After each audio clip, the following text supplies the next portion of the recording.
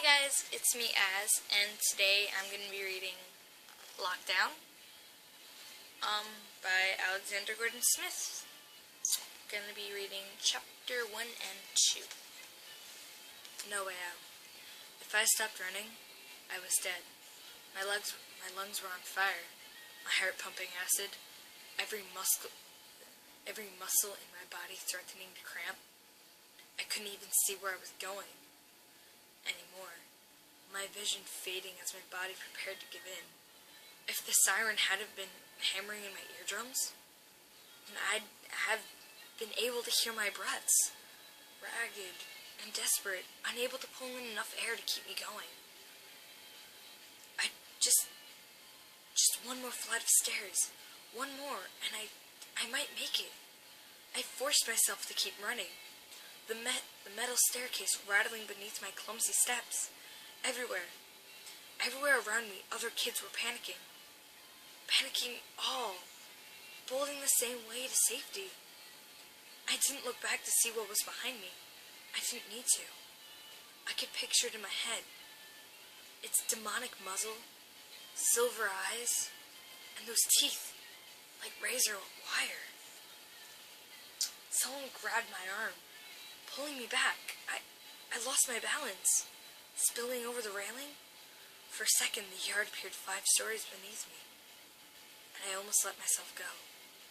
Better this way than being devoured, right? Then the beast shrieked through its wet throat, and I started running again. Before I even knew it, I was doing it. I heard the rattle of the cell doors. Knew they were closing.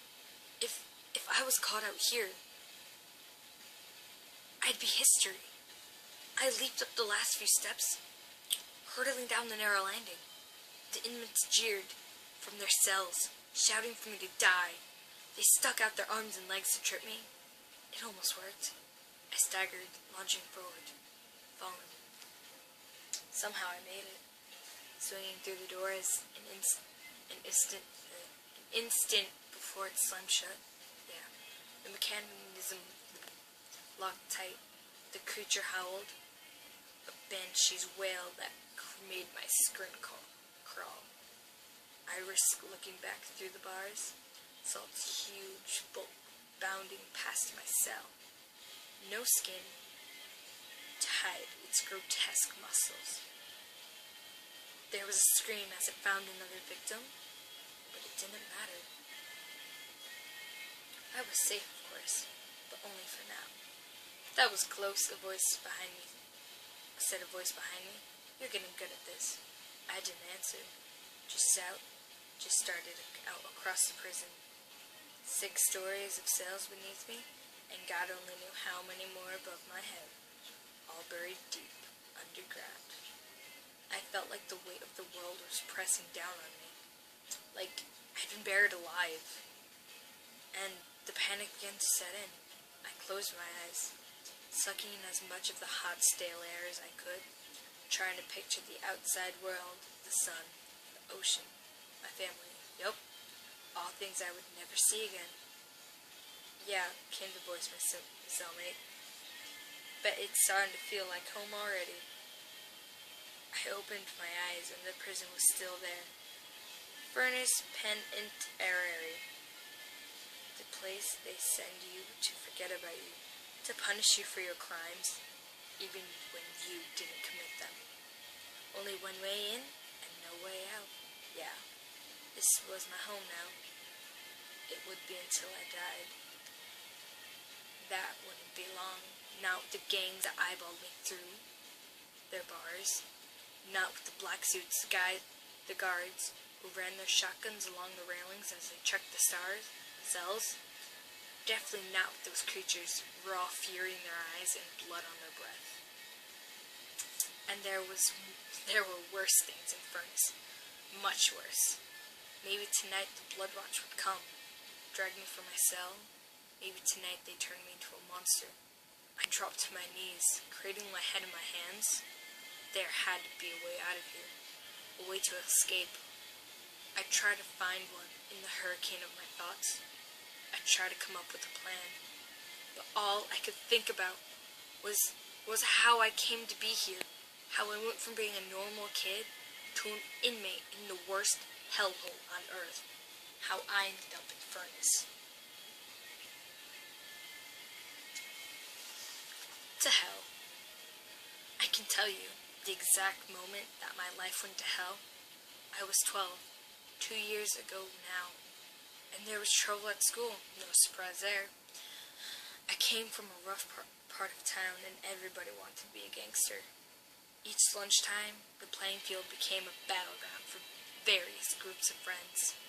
Most of the war was fought with words. We'd call each other names. We'd tell one gang to move out of our area. We had control of the jungle gym. We weren't. Oh God. And we weren't willing, and we weren't going to give it up.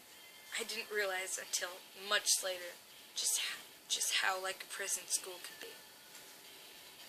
Every now and again, something would kick off, the fists would start flying. I never threw a punch in all my time at school. Even the thought of it makes me feel queasy, but that doesn't make me any better than the boys and girls who got their hands dirty. It makes me worse. At least fighting with your own two fists is kind of noble. That Tuesday started off like a normal day. I had no idea that it was going to be the end of my first step on the road to hell. Me and Johnny and Scrud had been sitting on the jungle gym talking about soccer, and about who'd been the best English keeper of all time. It was one of those days where everything just seemed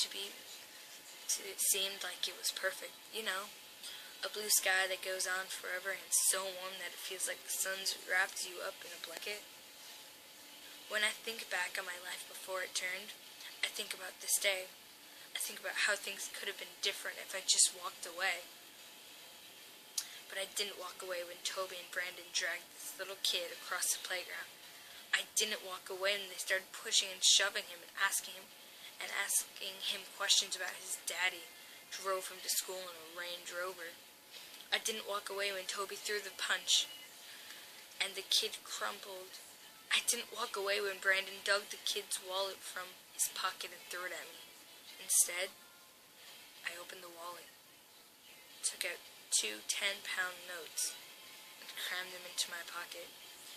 Then, I turned my back on the sound of muffled punches, and thought about what I'd buy. That was the exact moment my life went to hell. Always trust your instincts, Alex, was something my dad used to say. He was no stranger to trouble, nothing serious, but a couple of doggy business deals that hadn't gone the way he wanted. A good man, if a little lost and not the sort of person qualified to give you advice like that. But he was right. Your instincts are there for reasons. And on that day that I walked out of school with Daniel Richards' 20 quid, they were screaming for me to find the little kid and give it back.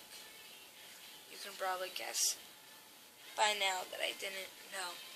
I learned to ignore my instincts, to switch off the little voice that tells you not to do things, to deny the fact that I hated myself for what I did.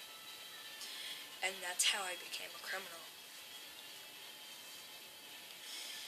The thing is, it was so easy. It started off with me, Toby, and Brandon, walking around the playground demanding money from the other kids. The kind of thing you always see in films, just before the big, ugly bully gets his comeuppance. Only I was thin and scrawny, not bad looking, and I didn't get my comeuppance. When Toby suggested we break into a house or two, Brandon backed out. I didn't. Reed wouldn't let me. So we did. We hit a small bungalow 3 roads away from my house. One we knew was empty for the night. Run 300 quid stuffed in a fake can and a bundle of jewelry that we chickened out of selling and ended up throwing in the trash. I still hadn't forgotten the old lady who lived there. Glimpsed with the long dead husband and the faded photographs on the mantelpiece. And the knowledge that the house and those rings meant more to her than any amount of money. But I buried my doubts, just like I buried all my other uncomfortable thoughts. Committing any crime can be easy if you don't think about it. And I never thought about the future. Not once. Even though everybody was talking about the tougher police forces, even though there was zero tolerance on youth crime after the so-called Summer of Slaughter, when the gangs went on killing sprees, even though they'd built the furnace, penitentiary, the toughest maximum security prison in the world for youth offenders, the place that would swallow you whole if you were ever unlucky enough to walk through its doors. I remembered the shivers that went up my spine when I first saw the pictures of Furnace on TV, but I never once thought I'd end up there. Not me. Of course, I knew I wouldn't go on like this forever, but so long as the monkey kept coming, money kept coming, and I managed to convince myself that I was invincible, that nothing would ever happen to me. On my 13th birthday, I bought myself a new bike. On my 14th, a top-of-the-line computer. I was king of the world and nobody could stop me. But all those dark, horrible feelings I buried were still there. I could feel them churning and growing somewhere inside me.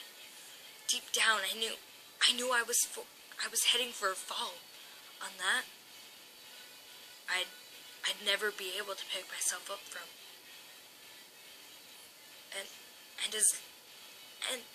And as in all good crime movies, that fall came with one last job. So that was Lockdown chapters 1, 2.